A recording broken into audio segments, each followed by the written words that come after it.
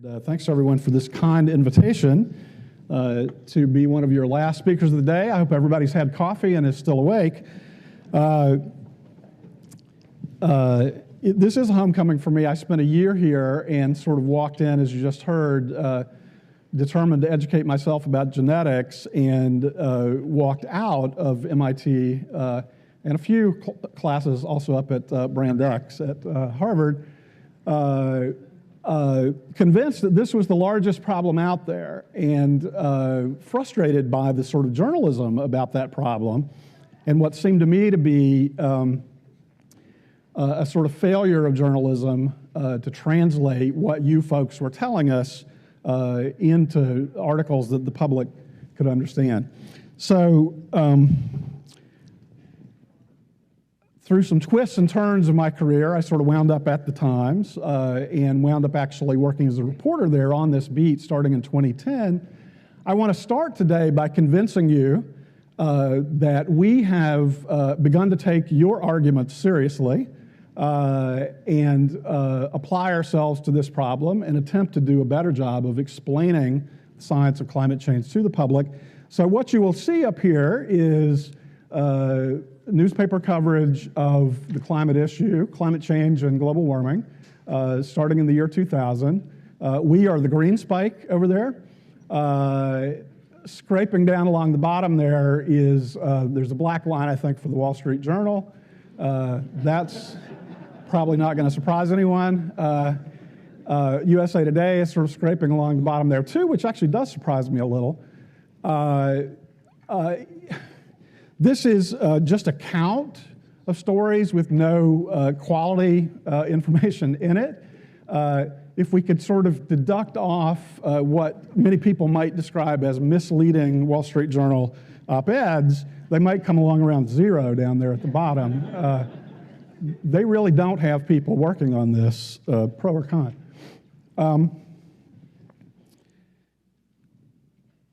This is a moment in time that surprised a lot of us. This is, I want to say, September of 2014. What we learned at this summit between Barack Obama and President Xi of China is that in the back room, China and the United States had been talking for a year about the climate problem. And Mr. Obama, you know, with help, I think, from the sort of incredible air pollution situation in China, had managed to coax them out and into a much more constructive dialogue about climate change. And so this was an announcement that the United States and China had agreed on what their proposals would be going into the Paris Climate Conference, and we began to learn the details. Fast forward a year and some months, and pardon me, I'm going to have to be Marco Rubio a few times here. Got a tiny bit of a cold.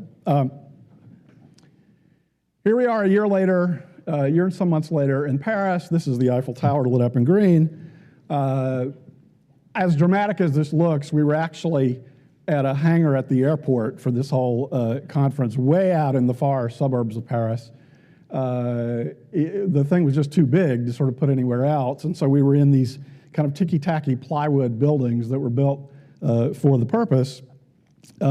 This was the big sort of global climate negotiation, and what I'm going to talk about a lot today is where does this agreement that was reached in Paris leave us? Here is the sort of celebratory moment when when the agreement was gavelled through. The fellow in the center there is Laurent Fabius. He's the foreign minister of France, so the head of that daunting diplomatic machine. The press calls him Laurent Fabulous, by the way, back in the press room. This was an amazing coup by the French government. If any country in the world, the tiniest country, had objected to this deal at the last minute, there would have been no deal. That's how this sort of bizarre UN climate negotiation system works. And so they flew around the world for a couple of years, sort of just gently tickling the belly of the beast, you know, everywhere they could, and getting people on board. We all turned up in Paris. The food was pretty good. They took care of people. And so here's the coverage of this landmark moment, and that photo you just saw. I have to say, the Times famously does this very seldom, put a story across the top of the front page. It's the only time in my life I've been involved with one that ran that way. Here we are, grand celebration of supposed progress in dealing with climate change.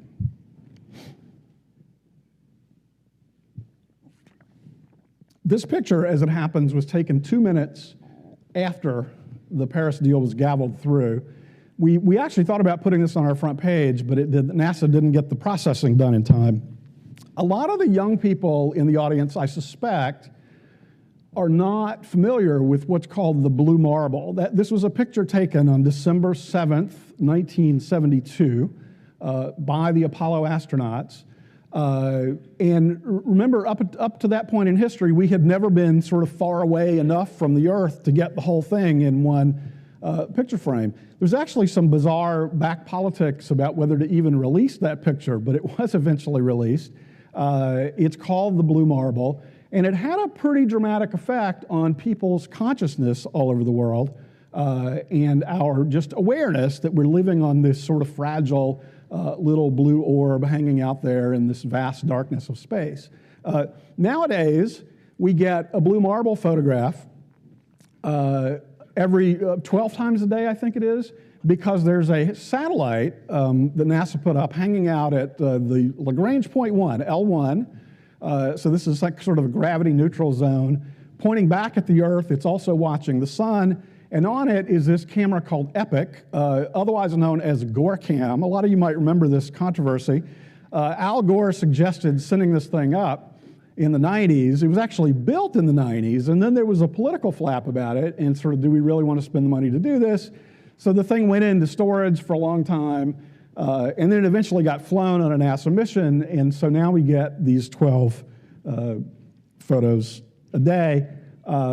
I put it up just to sort of remind us what the stakes are here, that we're talking, if you believe the high end of this risk distribution that climate science gives us about the future habitability of this planet. I think in these discussions, we sit in rooms and we talk about this problem in a kind of an abstract way. A lot of us are really still pinching ourselves, saying, Carrie, correct me if I'm wrong, but I think we're all saying, is this real? I mean, is the problem really as big as all our science and all our models are telling us that it is? Here's the Arctic sea ice, the first time that we had a satellite in space capable of looking at using radar. This is real. This is not an image. This is an interpolation of NASA radar imagery. This happens to have been my sophomore year of college. So that's September 1979 from the Nimbus 7 satellite. Here's what things looked like in September of 2012. So we've lost 40% of the sea ice in the Arctic over essentially my adult lifetime. There's been a bit of a recovery since September 2012, not as much as some of the skeptic blogs would have you believe. The ice is thin, it's slushy, it's vulnerable to further decay, and what is likely to happen, if history is any guide, is we'll have a couple more years of this current level of ice hanging around. This past September was the 4th lowest ice extent in the satellite record, and then we will see another decline. Here you can see them side by side.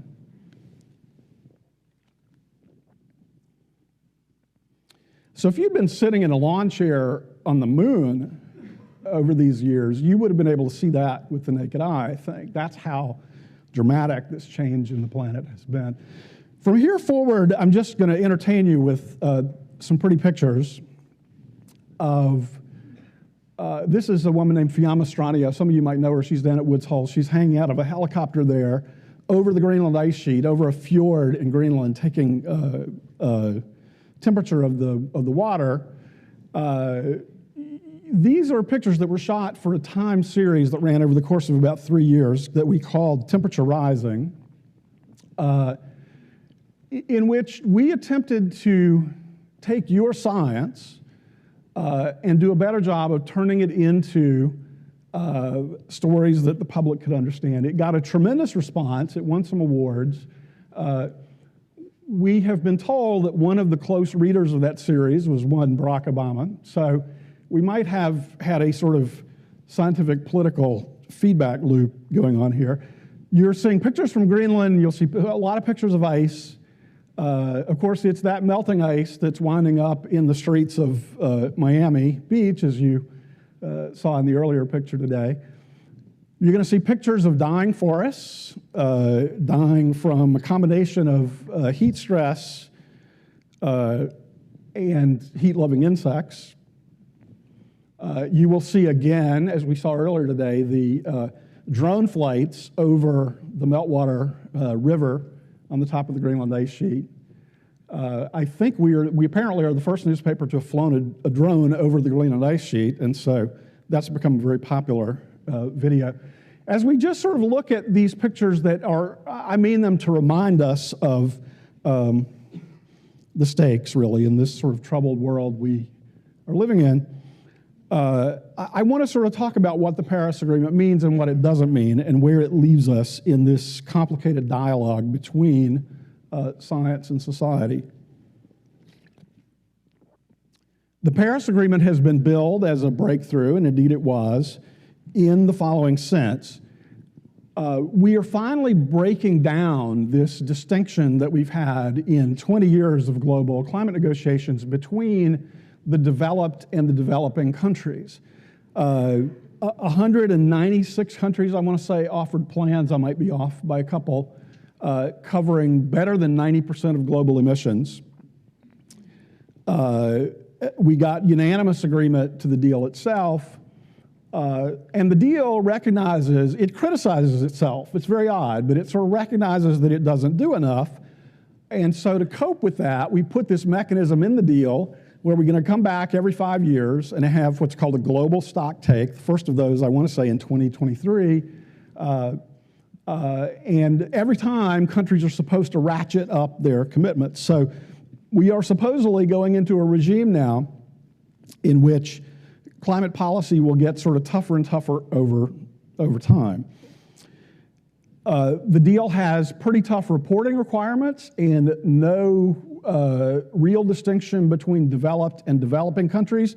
Now, the details of that was sort of kicked down the road a little bit. That will be the subject of fights over the next 2 or 3 years, I'm sure. There are promises of money in the deal, non-binding promises, but what we've said to the developing countries is we're sorry for causing this problem. To help us all deal with it, we would like you to skip the high carbon phase of development. And they have said to us, okay, but we can't afford that. Green energy is still more expensive, so help us. And we're saying, we're willing to help you. We've promised to mobilize $100 billion a year starting by 2020 in global climate finance. If that were all public money, that would be a doubling of the world's foreign aid budget. It's quite unlikely that it will all be public money. And in fact, this is one of the fights already emerging after Paris, is exactly how much is public money versus private money that's been mobilized in some way by the public money. But the promise is there. The heart of the Paris deal is these nationally determined contributions. Meaning all these countries essentially said, this was the key to the political breakthrough. We had tried for 20 years to get a system in which there were going to be sort of top-down targets and timetables, and the Europeans really wanted a sort of regime where everybody gets hammered for not meeting their goals. When we finally abandoned that and said, just come tell us what you can do, that unlocked a tremendous amount of political ambition. And lo and behold, all sorts of countries were suddenly willing to play who had not been willing to play before. I think that's telling us something about the nature of the international regime, maybe even about, maybe there are people here who know about game theory and can explain how all this works. When you add, as we've sort of heard a bit today, when you add the numbers up, they don't add up. Meaning, we are still far, even if these commitments are kept and kept diligently, we are still very far away from meeting the 2C goal. And by the way, the Paris deal, although it sort of ratified the 2C goal, it also said we need to aspire to 1.5C. If you just track out the current emissions trajectory that we're on, to meet the 2C goal, we are out of carbon space in the atmosphere in essentially 30 years, 30 to 35 years. To meet the 1.5C goal, we are out of carbon space in the atmosphere, sometime between now and the early 2020s. I don't know about you folks, but when I look around, I don't see the sort of scale of technological transformation that it's going to take to meet the 2C goal, much less 1.5C. So if we're serious about these goals, we're really up against it here in terms of time and in terms of the sort of scale of the transformation that's going to be needed. The targets for a lot of countries, are fairly weak. The United States target, for example, it's a 32% reduction, I think, from 2015 emissions. But if you put it on the 1990 timescale that we're all supposed to be using in theory, it's only a 2 or 3% reduction. Essentially, what we're trying to do right now is walk back the huge emissions gains that we had in the economic growth of the 90s and the early aughts. So now the last thing to know is this deal doesn't even kick in until 2020, right? So countries have interim targets. But we're going to be sort of 2025 probably before we're really in a position to kind of assess this and say, are we on the right track here? Are we meeting our goals? I think all of that leaves us, again, if we're serious about the goals, in a pretty urgent situation.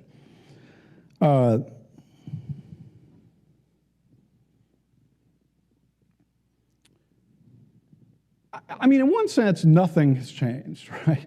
These are promises on a piece of paper, essentially. All of the resistance that was there before is still there. All of the economic inertia that was there before is still there. The headwinds are still there. The political contributions to politicians willing to sort of stand up and say, I'm absolutely certain there's no problem, are still there. For that matter, contributions to places like MIT from fossil fuel companies are still there, right? So it's all, we have a tremendous task here if we're serious to sort of keep this thing moving forward and not see the political momentum that was represented by the Paris deal die. For the rest of this talk, I'm going to just try to tackle the question, okay, given all that, what do we need more of? I mean, I think if you're at MIT here and you're really wrestling with this question right now and you're trying to figure out how to make a contribution, a lot of that is, you've been at this for a long time now. You've been pushing. So have people at Harvard. So have people all over the country. What would help that we don't have right now? I'm going to give you some suggestions along those lines. One thing that maybe has not changed is our politics. So I think this week, somebody in the audience was pointing out to me, there's a whole series of votes unfolding in Congress. There was a vote of 50 to 49 in the Senate last night rejecting an amendment that said climate change is caused primarily by human activity. So, that's where we stand on Capitol Hill. The people in charge of the science committees down there are not just climate contrarians, they are actually conspiracy theorists. I mean, they believe that you all are engaged in a massive global hoax to sort of fool the public. So the politics in Washington has not changed, and it feels to me like this is shaping up as one of the more consequential elections of my lifetime, in the sense that, unless there's a wave election that completely changes the composition of Congress, this may look next year a lot like it does right now. And moreover, we may have a president who's ran on a campaign promise of undoing what little climate policy we have. So I think the politics have not changed. our policy has changed. So the Obama administration, through the Clean Air Act, sort of unilaterally has put in place a fairly ambitious policy on automobiles, 54 miles a gallon by 2030, something like that. They have put forward, as you know, the Clean Power Plan. That is still moving through the courts. But there have already been 4 or 5 Supreme Court decisions upholding Obama-era climate regulations, and so the likelihood, I would have to say, is that this regulation gets upheld. When that happens, there will be what you might call a sort of a weak set of policies in place that just barely might get us to that 2025 goal, that commitment that we've made. It's still a little unclear if it'll get us all the way there. And sort of any slippage, or for that matter, if emissions were to just take off again in the United States for some reason, we would not make the goals. This is in Montana. These are the forests.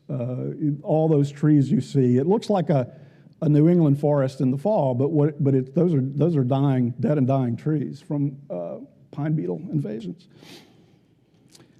One thing that really is changing, I think, dramatically so, and this is an area where MIT could be tremendous help, is in the attitude of our companies, our corporations.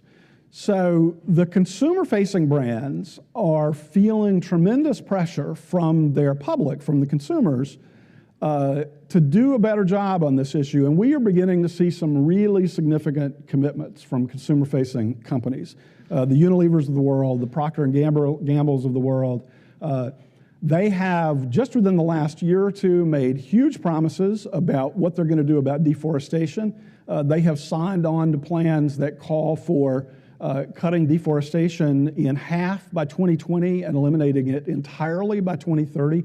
Absolutely, completely unclear at this point how we're going to achieve that, but that's what we've been promised. A lot of these same companies are promising pretty big renewable energy, making pretty big renewable energy commitments. I don't know of anybody who's promised 100% yet, except for the tech companies. Some of the tech companies, by the way, are at 100% right now in terms of their purchases of renewable energy. We're starting to see these companies put pressure on state governments. We're starting to see, we have been seeing really for 10 years now, where the national government has frozen a tremendous amount of policy at the sort of state level, and increasingly we're seeing it at the local level. More than half the states have renewable portfolio standards, which means they're specifying a certain percentage of electricity has to come from renewables. You can debate whether that's the most efficient way to do it, but that's what they've been doing. And we are increasingly seeing cities, counties that want to be ambitious asking, how can we move forward? All these people need answers to some pretty simple questions. What do science-based targets look like? How ambitious do we need to be? If I'm New York City or San Francisco and I don't have the ability to set national policy, what can I do that would be most helpful? If there's limited amount of money to spend, where should it be spent? Should it be spent working on efficient building codes? What should we do? I think universities like MIT can help tremendously in clarifying that.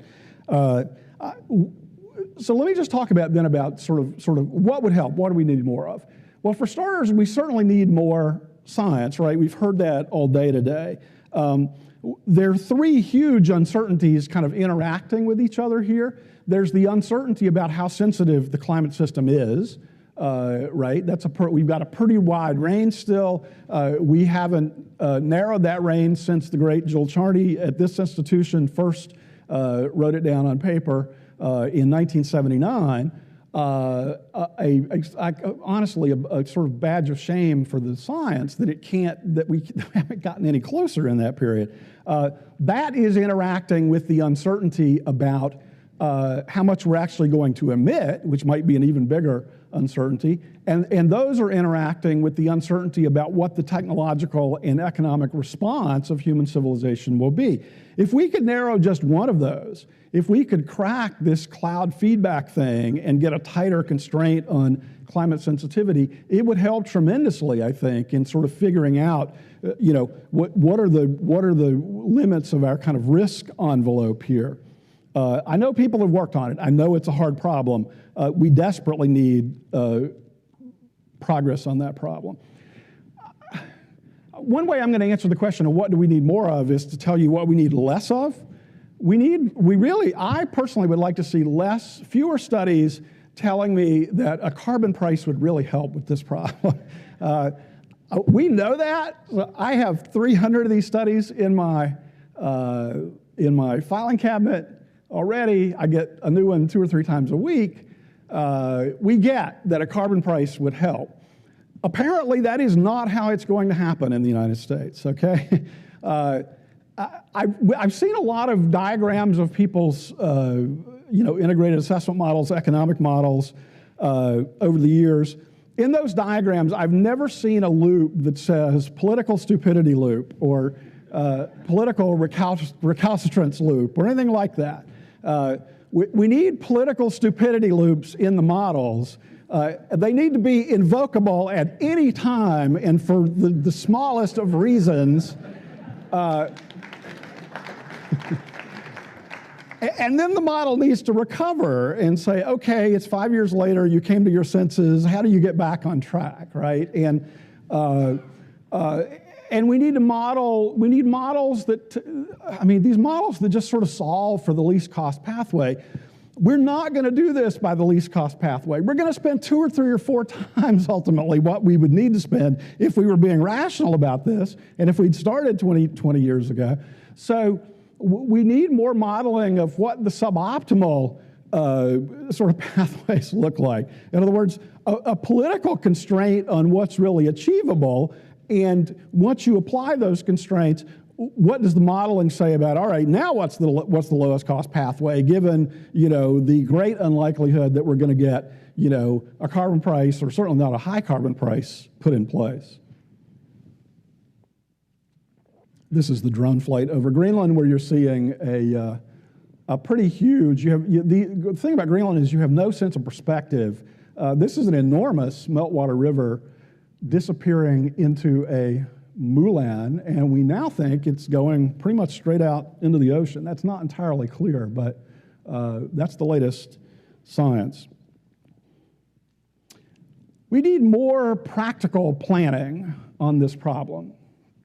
For as much work as has been done over the years, if you ask people, okay, what's the actual engineering of this? What do we need? What are the steps? And in particular, what are the trade-offs between meeting some fairly modest short-term goals versus meeting the long-term goals? There's actually very little out there. There is one project called the Deep Decarbonization Pathways Project that Jeff Sachs ginned up. I wrote about it just ahead of Paris, and that project tells us that there's some kind of hidden dangers in this problem. We are going to meet these short-term United States targets by going heavily into natural gas, for example. The long-term planning tells you that's actually a problem because in the 2040s and 2050s, we cannot afford natural gas. So if we go for huge natural gas infrastructure now, and the power plants may be less the issue here than the pipelines and things like that, we're locking ourselves potentially into a high carbon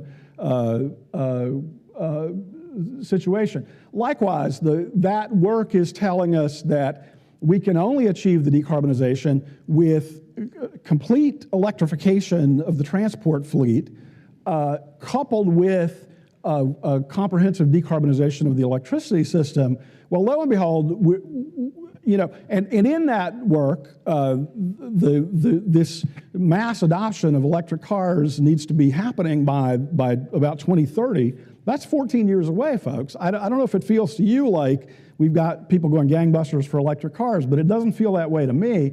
And so we have got to get to a point where we're figuring out how to drive down costs of electric cars and push mass adoption. Last but definitely not least, is Richard Lester here by any chance? Did he register for the conference? So, what is he, your vice provost now, something like that? Richard Lester has done seminal work on this problem.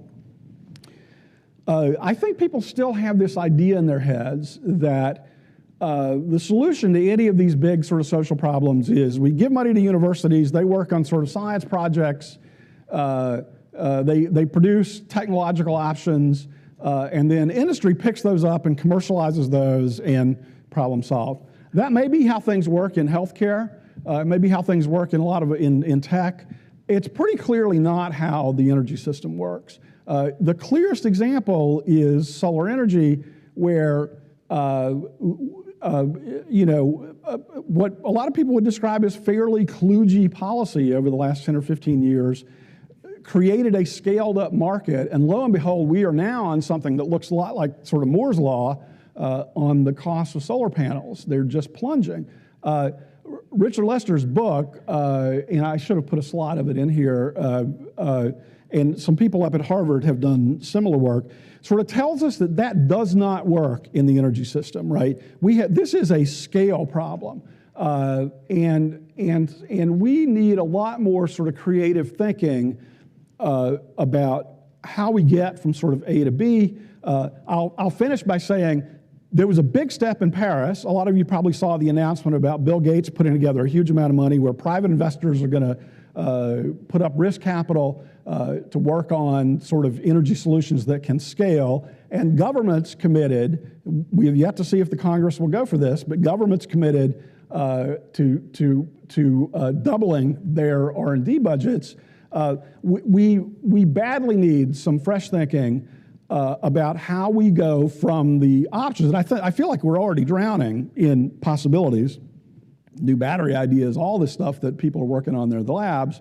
How do we get from there to demonstrating these things at scale to making them sort of sensible economic options? That's the cutting edge of this whole problem at this point. I think I'm going to stop there. I believe we have time for a few questions, and then we'll go into the panel discussion. Thank you, everybody.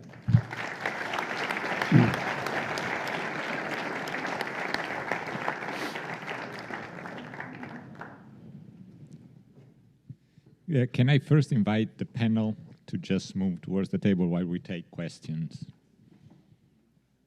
Please. I'm struggling with a relative who completely just is well-educated, 2 master's degrees, doesn't believe a word of this, it's all a conspiracy, watches too much Fox News, I think. How do we get through to people like that? Oh, boy. Yes, sorry about that. So the question is, how do we get through to people who just absolutely don't accept that this is a problem at all? Personally, I've sort of given up. I mean, maybe the best answer I can give you is we're not going to get through to them. They're not going to be convinced. They simply have to be beaten. And by that I mean, so if you look at the polling, what the polling tells you is 60% to 70% of the public understands that this is a problem.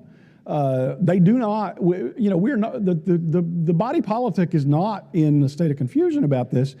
What they don't understand is the urgency of the problem. They don't understand the time lag. They don't understand the idea of sort of committed warming. And so I think people are walking around thinking, oh, someday they'll deal with that, And by the time, we're beginning to see a mass movement, actually, to sort of push on this. That's why those kids are out camping outside the president's office of MIT. What they are saying to the rest of us is enough already with business as usual. This is urgent. I don't know. I mean, I just don't have an answer. My experience with this is if people are really dug into the ideology of, this has got to be all a big hoax, I have found nothing that sort of moves them off the dime, is the honest truth. I have a linguistic question since you're a writer. We refer to it as climate change or global warming, change and warming being fairly friendly terms, but it seems like disruption or destabilization might be better ways of framing it and seem to be more consistent with what we've heard today. And I wonder if there's discussion of that. And I could ask the same question about natural gas, which is methane, basically.